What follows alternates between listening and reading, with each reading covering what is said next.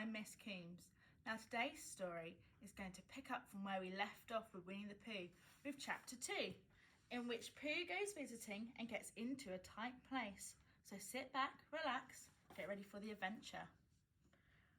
Edward Bear, known to his friends as Winnie the Pooh, or Pooh for short, was walking through the forest one day, humming proudly to himself. He had made up a little hum that very morning as he was doing his stoutness exercises in front of the glass. Tra-la-la, tra-la-la, as he stretched up as high as he could go, and then tra-la-la, tra-la, oh, help! La! As he tried to reach his toes. After breakfast, he had to said it over and over to himself, and he had learnt it off by heart, and now he was humming it right through properly. It went like this. Tra-la-la, tra-la-la, tra-la-la, tra-la-la, rum-tam, tiddle-um-tam, tiddle-iddle, tiddle-iddle, tiddle-iddle, tiddle-iddle, rum-tam, tiddle-um. And there we have him doing his stoutness exercises. Well, he was humming this hum to himself and walking gaily along, wondering what everybody else was doing and what it felt like being somebody else, when suddenly he came to a sandy bank, and in the bank was a large hole. Aha, said Pooh, rum-tum, tiddle-um-tum. If I know anything about anything, that hole means rabbit, he said, and rabbit means company, he said. And company means food and listening to me humming and such like. Rum-tum-tum, tiddle-um. So he bent down, put his head into the hole and called out, "Is anybody at home?" There was a sudden scuffling noise from inside the hole, and then silence.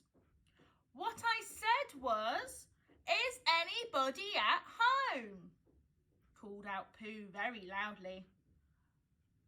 "No," said a voice, and then added, "You needn't shout it so loud. I heard you quite well the first time." "Bother," said Pooh. "Isn't there anybody there at all?"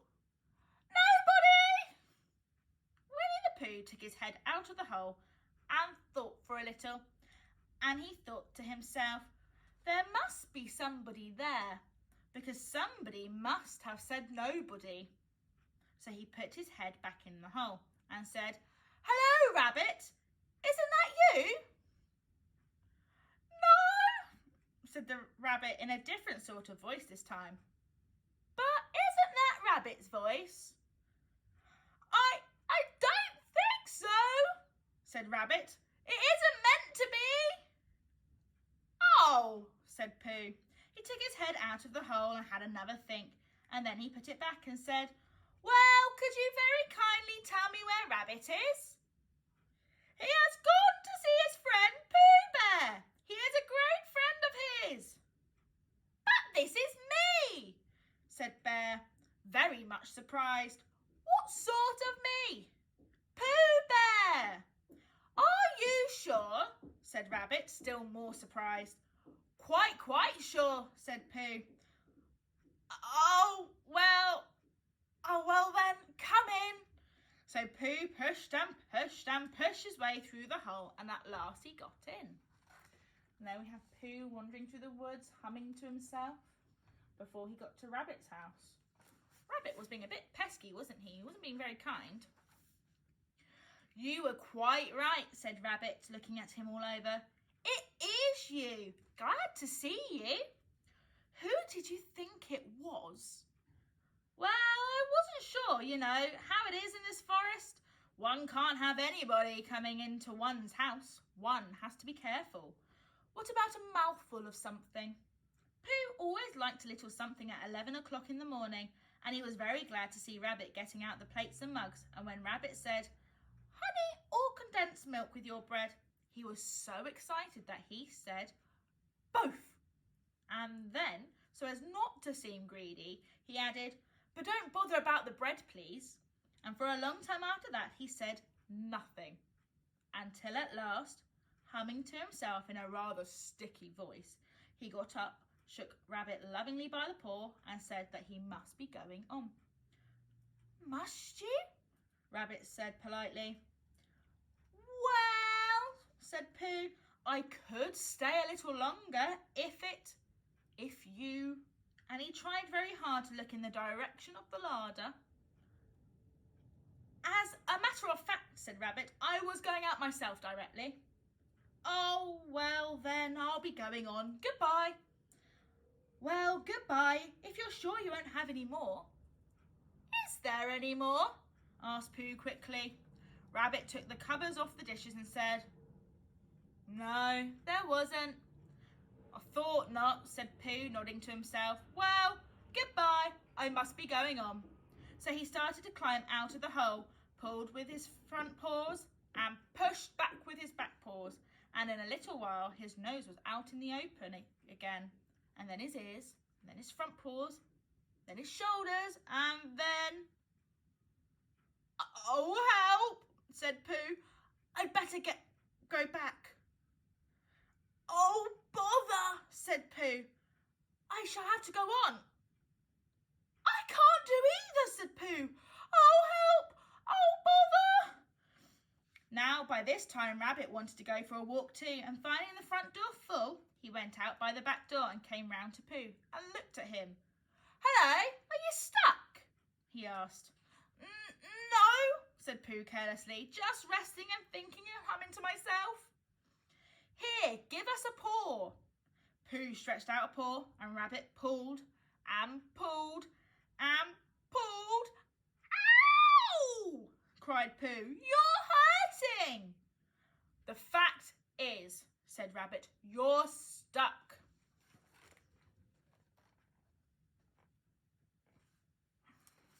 Oh no. It all comes, said Pooh crossly, of not having front doors big enough. It all comes, said Rabbit sternly, of eating too much. I thought at the time, said Rabbit, only I didn't like to say anything, said Rabbit, that one of us was eating too much, said Rabbit, and I knew it wasn't me. He said, Well, I shall go and get Christopher Robin. Christopher Robin lived at the other end of the forest, and when he came back with Rabbit and saw the front half of Pooh, he said, Silly old bear, in such a loving voice that everybody felt quite hopeful again. I was just beginning to think, said Bear, sniffing slightly, that Rabbit might never be able to use his front door again, and I should hate that. So should I, said Rabbit. Use his front door again, said Christopher Robin. Of course he'll use his front door again. Good, said Rabbit. If we can't pull you out, Pooh, we might push you back. Rabbit scratched his whiskers thoughtfully and pointed out that when once Pooh was pushed back, he was back. And of course, nobody was more glad to see Pooh than he was. Still, there it was. Some lived in trees and some lived underground. And... You'd mean I'd never get out, said Pooh. I mean, said Rabbit, that having got so far, it seems a pity to waste it. Christopher Robin nodded. Then there's only one thing to be done, he said. We shall have to wait for you to get thin again. How long does getting thin take? Asked Pooh anxiously. About a week, I should think. But I can't stay here for a week. You can stay here all right, silly old bear. It's getting you out which is difficult. We'll read to you, said Rabbit cheerfully. And I hope it won't snow, he added. And I say, old fellow, you're taking up a good deal of room in my house. Do you mind if I use your back legs as a towel horse? Because, I mean, there they are, doing nothing. And it would be very convenient just to hang the towels on them. A week, said Pooh gloomily. What about meals? I'm afraid no meals, said Christopher Robin, because of getting thin quicker, but we will read to you. Bear began to sigh, and then he found he couldn't because he was so tightly stuck, and a tear rolled down his eye, and he said, Then would you read a sustaining book, such as would help and comfort a wedged bear in great tightness? So for a week, Christopher Robin read that sort of book at the north end of Pooh. There we have Winnie the Pooh being read to, and Rabbit putting his towels on his legs. And Rabbit hung his washing on the south end, and in between, Bear felt himself getting slenderer and slenderer. And at the end of the week, Christopher Robin said, "Now!" So he took hold of Pooh's front paws, and Rabbit took hold of Christopher Robin, and all Rabbit's friends and relations took hold of Rabbit, and they all pulled together. And for a long time, Pooh only said, "Ow!" and "Oh!" And then all of a sudden, he said, "Pop!" Just as if a cork were coming out of a bottle. And Christopher Robin and Rabbit and all his friends and relations went head over heels backwards, and on the top of them came Winnie the Pooh, free! So with a nod of thanks to his friends, he went on with his walk through the forest, humming proudly to himself. But Christopher Robin looked after him lovingly and said to himself, "Silly old bear." And there we have Christopher Robin, Rabbit, and all of Rabbit's relations and friends pulling Bear out of the hole. That was a good story. Next time we will read chapter 3, in which Pooh and Piglet go hunting and nearly catch a woozle.